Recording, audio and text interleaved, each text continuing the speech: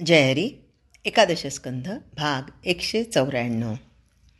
पैशांचा सदुपयोग याविषयी आज आपण माहिती घेणार आहोत. द्रव्यानं सामान्य माणसाच्या बुद्धीमध्ये दोष उत्पन्न होतो हे जरी खरं असलं तरी तोच पैसा निस्वार्थीपणे लोकहिताकरता वापरला तर त्यानं आत्मोन्नती घडून येते. संत व्यवहारात उतरले की पैसा वापरतात, परंतु दुसऱ्याला मदत करण्यासाठी त्याचा वापर केल्यानं पैशाचे दोष त्यांना लागत नाहीत. पैशापासून अनेक अनर्थ निर्माण होतात हे खरं, परंतु एखाद्याला दैवयोगानं संपत्ती मिळाली तर त्यानं काय करावं? त्यानं तिचा पुढील मार्गांनी व्यय करावा. म्हणजे आता काय करायचं त्यांनी? तर मोठा उत्सव करून भगवंताचं वैभव वाढवावं. आईवडिलांची सेवा करून त्यांना काही कमी पडू देऊ नये. आप्त इष्ट सखे सज्जन यांची दरिद्रपीडा नाहीशी करावी. आपल्या कुटुंबातील सर्वांना पूर्णपणे सुखी करून जे द्रव्य उरेल तेच परोपकारार्थ खर्च करावं. सर्व दानात अन्नदान श्रेष्ठ असल्यानं गोरगरिबांना भक्तिभावानं सुग्रास अन्न द्यावं. पंक्तिप्रपंच कधीही करू नये. जे सर्वांना दिलं तेच आपण खावं. अनाथांच्या प्रेतसंस्काराला, अयाचित वृत्तीनं राहणाऱ्याच्या अडचणीला, गरीब भगवत भक्ताला आणि आंधळे पांगळे दीन दुबळे यांच्या संरक्षणाला पैसा खर्च करावा. तसंच आपल्या सद्गुरूसाठी मनापासून केलेला खर्च परमार्थात फार उपयोगी पडतो. हे सगळं खरं, तरी पण साधकानं आधी कुटुंबाची सोय करून मगच परहितार्थ खर्च करावा.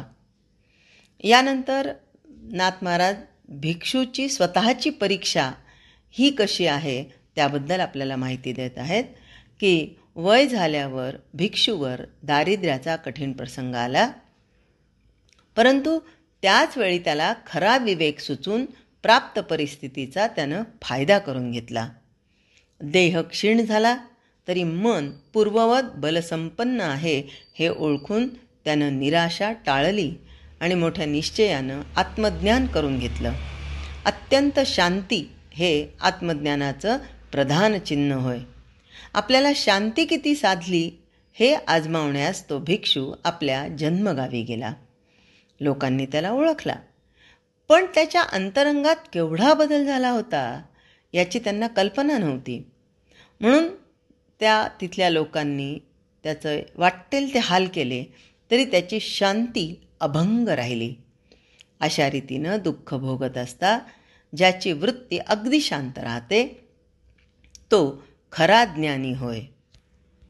परवाच वाचनात आलेल्या एका लेखाहून समजलं की त्या साध्वी, त्यांना 24 दिवस 24 तास भयानक मारहाण केली जायची आणि तो गिरणीचा पट्टा नसतो का, त्या पट्ट्याने त्यांना सपासप मारल्या जायचं, उपाशी ठेवल्या जायचं. इकडून फेक तिकडून फेक, त्यांचं डोकं आपट, त्यांना कधी कधी बेशुद्ध व्हायच्या, ग्लानी यायची, अशा कोलमडून पडायच्या. पण तितकंच त्यांचं अंतरंग हे ताजंतवानं होतं.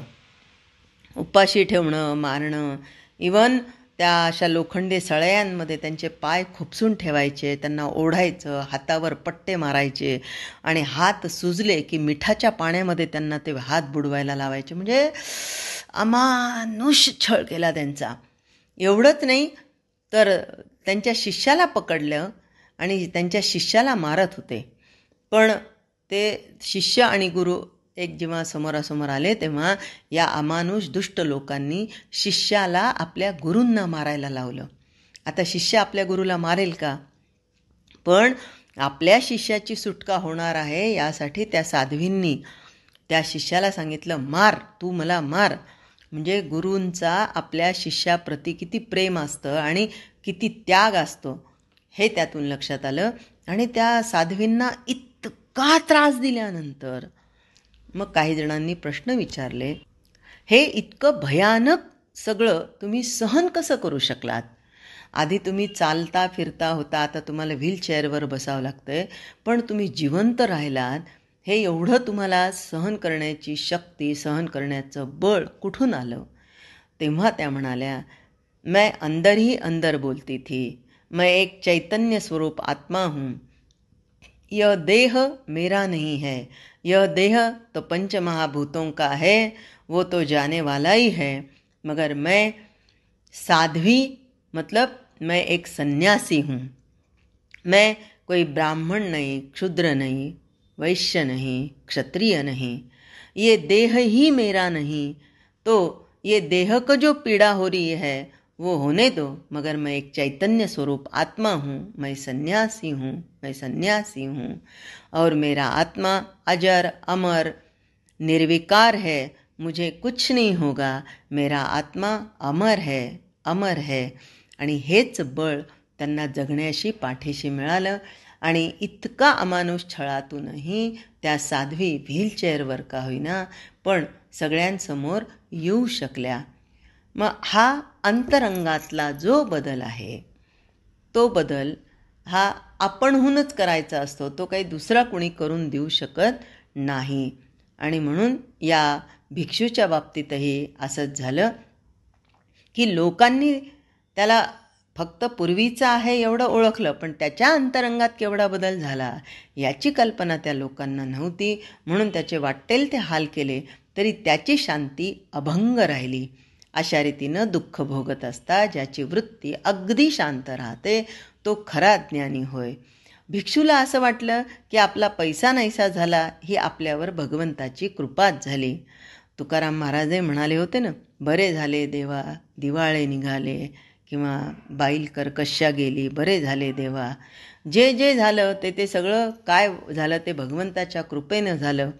हे साधू संत ज्ञानी लोकांचं म्हणणं असतं. द्रव्यनाश झाल्यानं विवेक आणि वैराग्य उत्पन्न झालं. देहाला वार्धक्य आलं तरी मनाची शक्ती कायम असल्यानं म्हातारपणीसुद्धा माणूस आत्मज्ञान करून घेऊ शकतो. तसं त्या भिक्षूनं करून घेतलं आणि संचार करता करता अकस्मात तो अवंती नगरात आला. लोकांनी त्याला ओळखला आणि ढोंगासाठी कपट वेश त्यानं धारण केला. पण अशा समजुतीनं प्रथम अत्यंत घाणेरडं बोलून आणि नंतर त्याचा छळ करून लोकांनी त्याला त्रास दिला. कुणी त्याचा दंडकमंडलो पळवला, तर कुणी त्याची वस्त्र पळवली, तर कुणी त्याच्या तोंडावर थुंकलं, तर कुणी तो भोजन करत असता त्याच्या डोक्यावर लघुशंका केली. एकानं तर गारुडी माकडाला बांधतो त्याप्रमाणे भिक्षूच्या गळ्यात साखळी अडकून त्याला चव्हाट्यावर आणलं. हे सगळे प्रकार चालू असता आपला देह प्रारब्ध भोगत आहे, आपला त्याचा संबंध नाही, अशा विवेकानं त्यानं सगळ्यांना क्षमा केली. सगळ्यांच्या ठिकाणी ज्याला आत्मस्वरूप खरोखर दिसतं त्याला दुर्जनांचे कितीही आघात झाले तरी क्रोधाची उसळी येतच नाही. तोच खरा साधू समजावा.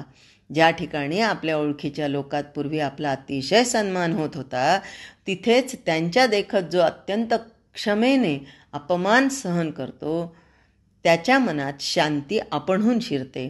लोखंडाचे बाण घायाळ करतात, पण दुर्जनांचे वाघबाण त्याहून अधिक खोल रुततात आणि जीव विव्हळ करतात.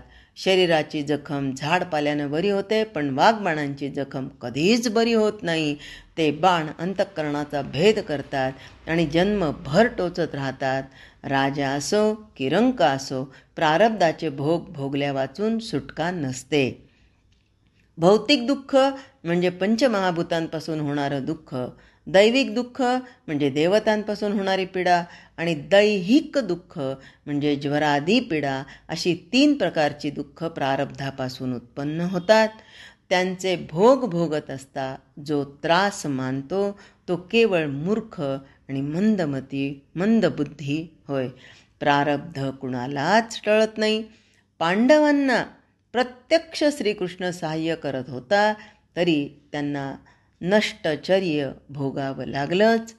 प्रारब्धानं जे भोग आपल्या वाट्याला येतात ते काही केल्या भोगण्याचे चुकत नाही. हा आत्मानात्म विवेक जाणून तो भिक्षू क्षमाशील झाला होता. जय हरी.